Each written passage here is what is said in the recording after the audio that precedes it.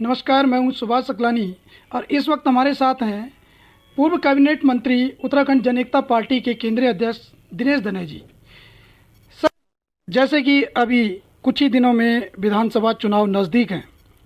और उत्तराखंड जन एकता पार्टी लगातार टिहरी में सक्रिय दिख रही है। सर, आपकी आगामी विधानसभा चुनाव को लेकर किस तरह की तैयारियां यहां पर चल रही है? सबसे पहले तो मैं आपके दर्शकों का नमस्कार करना चाहूँगा और आपको धन्यवाद देना चाहूँगा। हमारी पार्टी जो तैयारी कर रही है उसका मुख्य जो सीट थी वो टिहरी थी और टिहरी सीट को केंद्रित करते हुए हमने पार्टी बनाई और पार्टी की जो संवैधानिक जो हमने चुनाव आयोग में जो भी हमारा पत्राचार हुआ और जो हमारा हमने जो रजिस्ट्रेशन की जो प्रक्रिया की उसमें हमको जो प्रदेश की जो सीटें हैं उसका 10% सीटों पर हमको चुनाव लड़ाना है और हम उसकी तैयारी कर भी रहे हैं, लेकिन मुख्य फोकस हमारा टिहरी विधानसभा में और ऋषिकेश विधानसभा में। सर, जैसे कि देख रहे हैं लगातार अभी राजनीतिक पार्टियां राजनीतिक बैठकें कर रहे हैं, रैलियों का आयोजन कर रही हैं।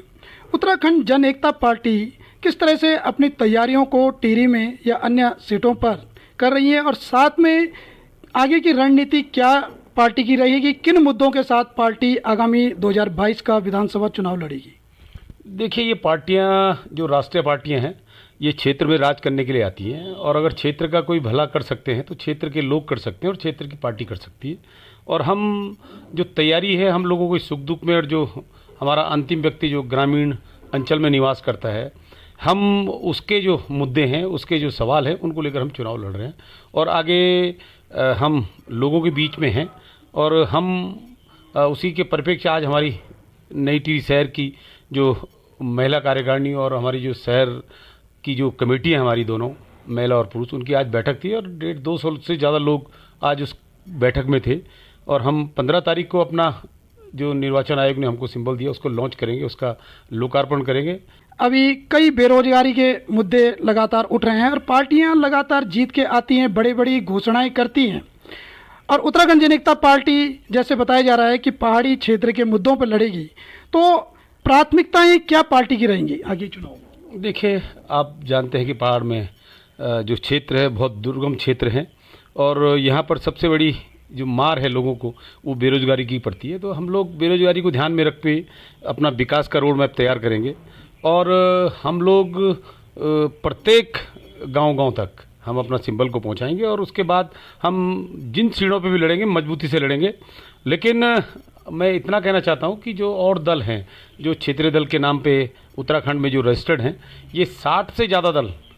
रजिस्टर्ड हो चुके हैं उत्तराखंड में। तो अगर ये सब दल एक एक सीट भी अगर कहीं अपनी अगर चिन्हित करते हैं और मजबूती से लड़ते हैं तो 60 विधानसभा सीटों पे क्षेत्रीय लोग और क्षेत्रीय दल चुनाव जीत सकते हैं, जिसमें राष्ट्रीय दलों का कहीं पर कोई स्थान नहीं है। इसलिए मैं अपील करना चाहूँगा क्षेत्र की जनता से कि जो मजबूत क्षेत्रीय दल और क्षेत्रीय व्यक्ति हैं जो विकल्प के रूप में जनता को मिलते हैं उनका वो चयन करें और तभी हम उत्तराखंड जो हम जिस सपने को हमने देखा था कि उत्तराखंड बनाएंगे, जोधी जंगोरा खाएंगे, वो सपना हमारा साकार हो सकता है। मैं यही कहना चाहूँगा सबको, अपनी उत्तराखंड की जनता को, भोली भाली जनता है, लेकिन अपने जो क्षेत्रीय दल हैं और क्षेत्रीय लोग हैं और क्षेत्रीय जो पार्टी उनमें एक एक भी अगर कोई मजबूती से चुनाव लड़ गए तो हम 60 सीटों पर चुनाव जीत सकते हैं। सर, एक सबसे बड़ा प्रश्न ये है, जैसे कि अभी कुछ दिन पहले प्रधानमंत्री मोदी जी की भी रैली उत्तराखंड में हुई है देहरादून में और कई पार्टियों ने एक पार्टी से दूसरे पार्टी में जाने के जो बातें की और ये मुद्दा उठाया भी है कि हो सकता है दिनेश दने जी जो दूसरे पार्टी से भी चुनाव लड़ सकते हैं। क्या ये सच है या आप इस पर विराम लगाएंगे? देखिए, ये उन लोगों का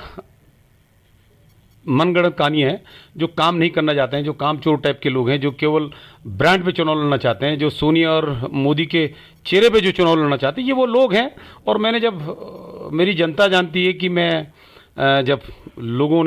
मैंने जब दल गठन किया तो लोगों का ये विश्वास था कि हम क्षेत्रीय दल के रूप में मौजूद करेंगे। हमें राष्ट्रीय दल का बहिष्कार करना है और मिलके हम किसी से भी चुनाव लड़ें, लेकिन हमें राष्ट्रीय दलों का बहिष्कार करना है और हमारी जो क्षेत्रीयता के मुद्दे हैं हमें उन पे चुनाव लड़ना है। और जितने भी लोग हैं हमारे जो भी मुद्दे हैं वो सब क्षेत्रीय स्तर पे ही उनका हल हो सकता है, बशर्ते क्षेत्र के लोग मजबूत हों, क्षेत्र का जनप्रतिनिधि मजबूत हो और क्षेत्रीय दल मजबूत हो। जैसे कि इस वक्त हमारे साथ पूर्व कैबिनेट मंत्री उत्तराखंड जनता पार्टी के केंद्रीय अध्यक्ष दिनेश दनैजी जी मौजूद हैं